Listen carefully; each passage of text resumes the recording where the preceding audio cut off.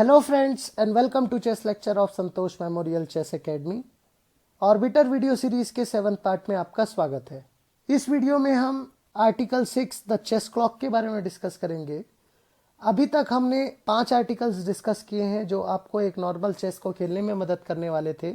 अब जो हम 6 से लेके 12 डिस्कस करने वाले हैं, ये आपको सीरियस कंपटीशन रूल्स के जितने भी इंपॉर्टेंट लॉस हैं इसको समझने में मदद करेगी।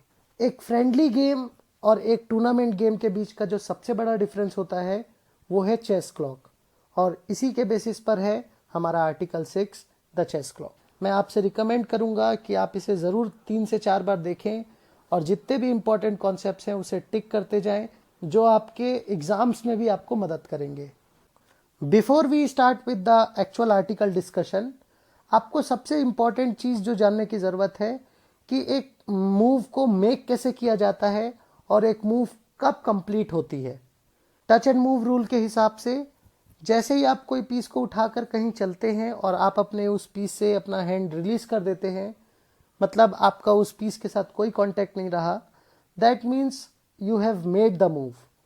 बट चाल आपकी तब तक कंप्लीट नहीं होती जब तक आप अपनी घड़ी नहीं दबाते। So you have to clearly know the difference between making the move and actually completing the move. तो चलिए आर्टिकल 6 की शुरुआत करते हैं 6.1 से, जो बताता है कि एक चेस क्लॉक होता क्या है। एक चेस क्लॉक स्पेसिफिकली चेस के लिए बना हुआ वो क्लॉक है जिसमें 2 टाइम डिस्प्ले होंगे, दोनों खिलाड़ियों के लिए एक एक। और इसकी खासियत ये है कि दोनों कुछ इस तरीके से कनेक्टेड हैं कि सिर्फ एक समय पर एक तरफ की घड़ी चलेगी। ऑब्वियसली इसमें ऊपर में एक बटन होगा जो कि आप अपनी चाल चलने के बाद में दबाएंगे ताकि आपका समय रुक जाए और अपोनेंट का समय शुरू हो जाए।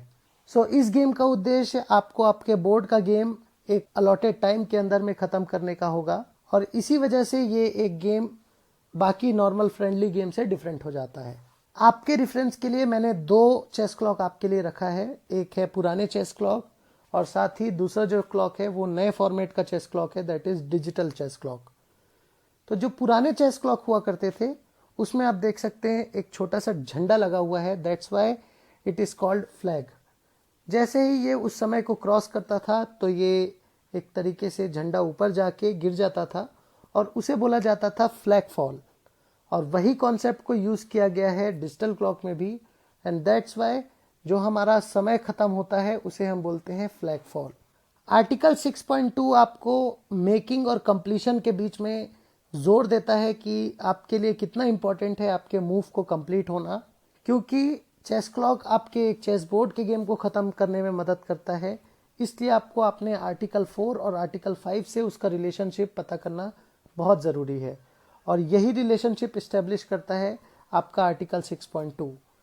6.2 आपको कहता है कि आपका जो आर्टिकल 5 है that was completion of the game. एक गेम 3 तरीके से कंप्लीट होता है, चेकमेट, स्टेलमेट और रेजिग्नेशन। ये तीनों अगर इस बोर्ड पर होते हैं तो चेस क्लॉक की इंपॉर्टेंस कम पड़ जाती है।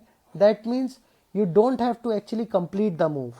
ये एक बहुत इंपॉर्टेंट कॉन्सेप्ट है जिसे आपको जानना ज़रूरी है। एग्जाम पर्सपेक्टिव से ऐसे क्वेश्चंस ज़रूर पूछे जा सकते हैं, आप इसे ध्यान रखें। इन आर्टिकल्स में कुछ ऐसे टॉपिक्स भी कवर किए गए हैं जैसे मूव काउंटर्स, तो आपको उन कॉन्सेप्ट को जानना एक्चुअली ज़रूरी नहीं है।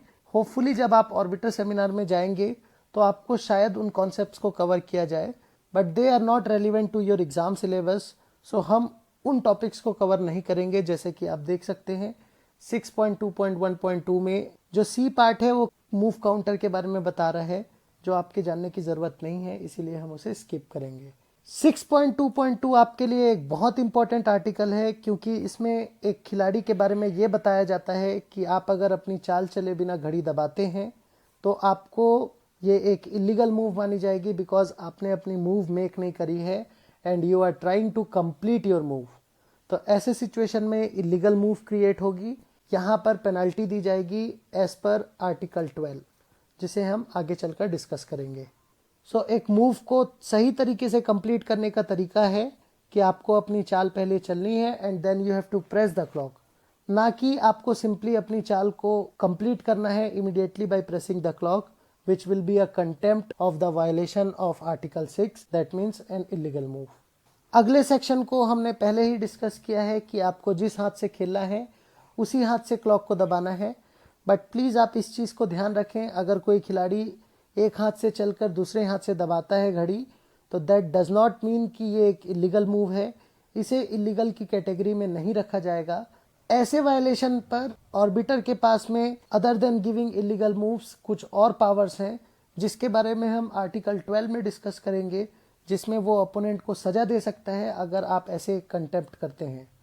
इसका मतलब आपको 3 चीज़ें समझना ज़रूरी है। पहला कि अगर आप चाल को बिना चले घड़ी दबाते हैं, ये एक इलीगल मूव होगा। अगर आप 2 हाथों का यूज़ करते हैं मूव को चलने के लिए, जैसे आप एक पीस को कैप्चर करते हैं, ये एक इलीगल मूव कहलाएगा। बट अगर आप चाल चलते हैं और दूसरे हाथ से घड़ी दबाते हैं, that is not an illegal move. तो आपको इन तीनों के बीच का जो थिन लाइन डिफरेंस है, ये आपको क्लियर तरीके से पता होना चाहिए। हमारा नेक्स्ट आर्टिकल बताता है कि आपको चेस क्लॉक की रिस्पेक्ट करना है, जैसे कि आप अपने चेस बोर्ड को करते हैं। अदरवाइज ऑर्बिटर के पास कुछ स्पेशल पावर्स हैं using the article 12 to penalize the player for that contempt.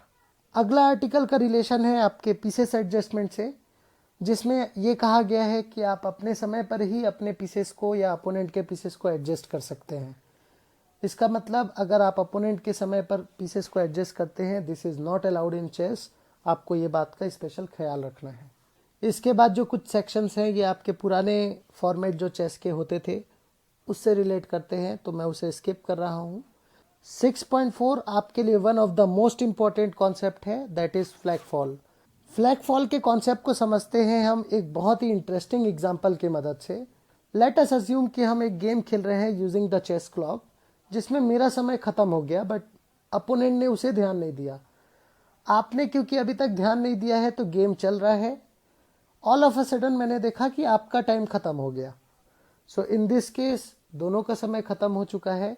मैं ऑर्बिटर को बुलाता हूँ और बोलता हूँ, सर अपोनेंट का टाइम ख़त्म हो गया है। क्योंकि दोनों का समय यहाँ पर 0 है, तो आपको ये पता लगाना ज़रूरी है कि किसका समय पहले ख़त्म हुआ है। दैट मीन्स किसका फ्लैग पहले फॉल हुआ है। सो इसको पता लगाने के लिए डिजिटल चेस क्लॉक में जो सिंबल होता है, दैट इज़ माइनस सिंबल, इसे आपको बहुत ज़रूरी है ध्यान रखना, बिकॉज ऐसे क्वेश्चंस एग्जाम पे आ सकते हैं जिसमें आपसे पूछा जाएगा कि एक फ्लैग फॉल कैसे आप डिनोट करते हैं, that is using the minus symbol. 6.5 कहता है कि before starting the game chess clock को ब्लैक पीसेस के राइट हैंड साइड पर होना चाहिए, और ये इंश्योर करने का काम ऑर्बिटर का होता है कि before starting of the particular event वो इंश्योर करें कि एक चेस क्लॉक ब्लैक के राइट हैंड साइड पर होना चाहिए, और चेस बोर्ड्स कुछ इस तरीके से रखा जाए कि सारे चेस क्लॉक के जो स्क्रीन्स हैं, मैक्सिमम चेस क्लॉक उनको आसानी से विजिबल हो। नेक्स्ट आर्टिकल आपको ये बताता है कि जैसे ही एक पर्टिकुलर राउंड शुरू होता है टूर्नामेंट का, तो आपको इमीडिएटली वाइट के क्लॉक स्टार्ट करने होते हैं। ऑर्बिटर के रोल के लिए ये एक बहुत इंपॉर्टेंट एक्शन है कि सारे वाइट साइड के क्लॉक्स जैसे ही टूर्नामेंट शुरू होते हैं वो चलना शुरू हो जाए। नेक्स्ट आर्टिकल आपका डिफ़ॉल्ट टाइम पर है, जो कि एक बहुत इंपॉर्टेंट कॉन्सेप्ट है टूर्नामेंट पर्सपेक्टिव से। Default time in general terms में हम उसे वॉकओवर टाइम बोलते हैं। वॉकओवर हम ऐसे सिचुएशन में बोलते हैं जब अपोनेंट एक अलॉटेड टाइम तक बोर्ड में प्रेजेंट नहीं हो पाता है और बिना खेले उसे लूज दिया जाए। टूर्नामेंट के रूल्स एंड रेगुलेशन के समय पर ही डिफ़ॉल्ट टाइम क्लियरली मेंशन होना चाहिए। अगर किसी टूर्नामेंट के सर्कुलर उनके रूल बुक में पहले से डिफ़ॉल्ट टाइम स्पेसिफाई नहीं है, दैट मीन्स वो एक ज़ीरो टॉलरेंस टूर्नामेंट है जिसमें ज़ीरो डिफ़ॉल्ट टाइम माना जाएगा। जैसे ही मैच शुरू होता है, एक अपोनेंट बोर्ड पर अवेलेबल नहीं है, तो he will be considered as lost because he didn't arrive at a specific time. वहीं अगर डिफ़ॉल्ट टाइम स्पेसिफाई किया गया है, लेट्स कंसीडर 30 मिनट का एक डिफ़ॉल्ट टाइम है, तो हर एक खिलाड़ी के पास में मौका है कि एक टूर्नामेंट के शुरू होने से 30 मिनट के अंदर आप उस बोर्ड पर आ सकते हैं और गेम को कंटिन्यू कर सकते हैं।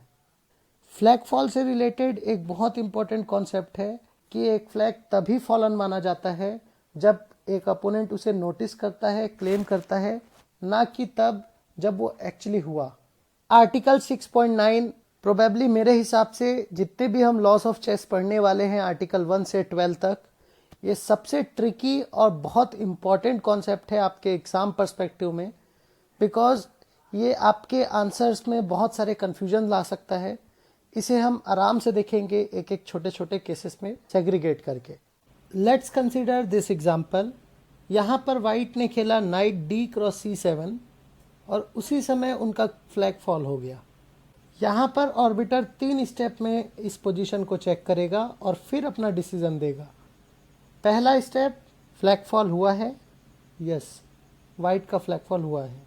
सेकंड स्टेप, क्या ब्लैक के पास में सफिशिएंट मेटिंग मटेरियल है, yes, since he has 2 rooks. Third step, ये सबसे ट्रिकी पार्ट होगा ऑर्बिटर के लिए, जिसमें ऑर्बिटर चेक करेंगे कि एक legal sequence of forcing move से क्या एक चेकमेट होना पॉसिबल है।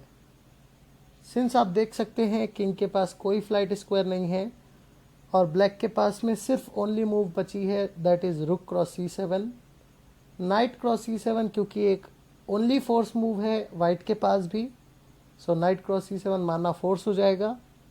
अगेन इस पोजीशन पर फोर्स मूव है ब्लैक के पास, that is rook cross C7, और वहीं वाइट के किंग के पास में ओनली फोर्स मूव है, that is king cross C7। और ये पोजीशन आप देख सकते हैं ये एक चेकमेट हो रहा है। So in this case ideally the rule says under the article 6.9 the game will be drawn. हम एक और एग्जांपल देखते हैं जिससे आपका डाउट क्लियर होगा।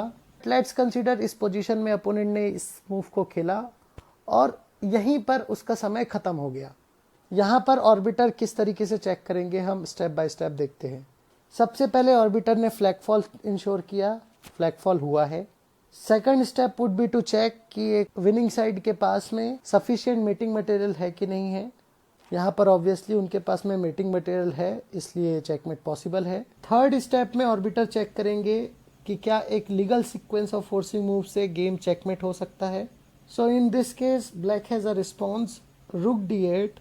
आपके पास में अगर आप क्यू क्रॉस D8 मारते हैं तो ऑब्वियसली ये चेकमेट है। बट देखिए इस पोजीशन में सिर्फ क्यू क्रॉस D8 एक फोर्सिंग मूव नहीं है, जैसा कि हमारे पिछले पोजीशन में नाइट क्रॉस C7 और किंग क्रॉस C7 एक फोर्सिंग मूव था। तो ऐसी सिचुएशन पर क्योंकि क्वीन कहीं और भी जा सकता है, since he can play other moves, इसलिए इस पोजीशन को डिक्लेयर किया जाएगा लॉस।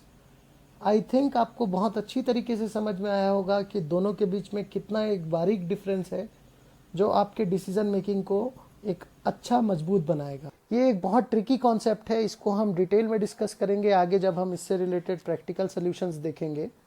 फिलहाल आप बस इतना जानें कि आप किसी पोजीशन पर अगर देखते हैं कि सीरीज ऑफ पॉसिबल मूव से आप उस गेम को जीत सकते हैं तो इट इज़ एडवाइसेबल कि आप उस पोजीशन को ड्रॉ दें।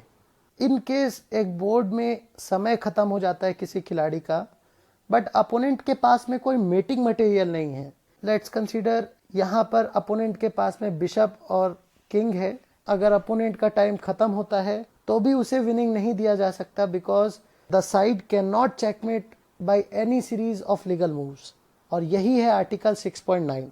इसलिए इस पोजीशन में भले वाइट का टाइम लॉस हो गया है, फिर भी उस पोजीशन को आप विन नहीं दे सकते खिलाड़ी को, बिकॉज चेस बोर्ड में आप उस गेम को कहीं से भी नहीं जीत सकते।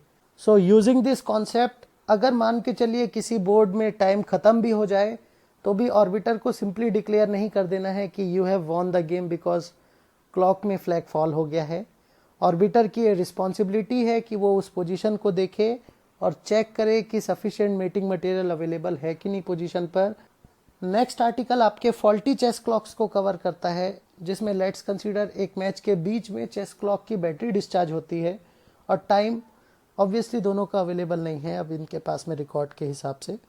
तो ऐसे केसेस में ऑर्बिटर की जिम्मेदारी बनती है कि वो दोनों से कोऑर्डिनेट करके, ताकि बेस्ट जजमेंट का एक यूज़ करके एक सही समय दें, ताकि उस गेम को सही तरीके से आगे कंटिन्यू किया जाए। वहीं कुछ केसेस ऐसे भी आ सकते हैं जिसमें टाइमिंग सेट ना हुआ हो, कुछ मोड में गलतियां हों, तो ऐसे केसेस में ये ऑर्बिटर की जिम्मेदारी बनती है कि उसे राउंड शुरू होने से पहले इंश्योर करें। बट इन केस अगर ऐसे इश्यूज गेम्स के बीच में आते हैं तो यहाँ पे ऑर्बिटर अपने स्किल्स का यूज़ करके उन सिचुएशंस को डील करता है for the best good of both players, ताकि दोनों एक तरीके से सेटिस्फाई हो जाए। नेक्स्ट आर्टिकल कहता है कि एक ऑर्बिटर कुछ इमरजेंसीज के केस में एडवाइस कर सकता है चेस क्लॉक को स्टॉप करने के लिए। वहीं एक प्लेयर के तौर पर आप तभी चेस क्लॉक को स्टॉप कर सकते हैं जब आपको कोई क्लेम करना हो या ऑर्बिटर की मदद चाहिए हो। फॉर एग्जाम्पल, अगर आपको एक पॉन प्रमोशन करना है और आपके पास में एक सेपरेट क्वीन अवेलेबल नहीं है, तो ऐसे केस पर आप चेस क्लॉक को स्टॉप करके ऑर्बिटर की मदद मांग सकते हैं और इस वजह से आप उस चेस क्लॉक को स्टॉप कर सकते हैं यूजिंग आर्टिकल 6.11। ऐसे केस में ऑर्बिटर को इंश्योर करना पड़ेगा कि जो खिलाड़ी ने चेस क्लॉक स्टॉप किया है उसका एक वैलिड रीज़न होगा। इन केस अगर वो वैलिड रीज़न साबित नहीं कर पाते हैं, लगता है कि उनका जो क्लेम था वो गलत था, तो ऐसे केसेस में ऑर्बिटर क्लेमेंट को पनिश कर सकते हैं यूजिंग आर्टिकल 12, जो कि आगे हम डिस्कस करेंगे। फॉर एग्जाम्पल, एक खिलाड़ी ने चेस क्लॉक को स्टॉप करके ऑर्बिटर को सिर्फ इसलिए बुला रहा है कि उनके पास क्योंकि टाइम ट्रबल है and he needs to go to toilet, तो ऐसे केसेस वैलिड रीज़न नहीं कहलाते हैं। ऑर्बिटर के पास में हक है कि वो उसको पिनलाइज कर सकता है यूजिंग आर्टिकल 12। आई होप इस सेशन के जितने भी कॉन्सेप्ट्स हमने डिस्कस किए वो आपको अच्छी तरीके से समझ में आया होगा। चेस क्लॉक के जो कॉन्सेप्ट्स हैं वो ऑलवेज ट्रिकी होते हैं। Come back with our next article, that is irregularities. Thank you guys and have a nice day.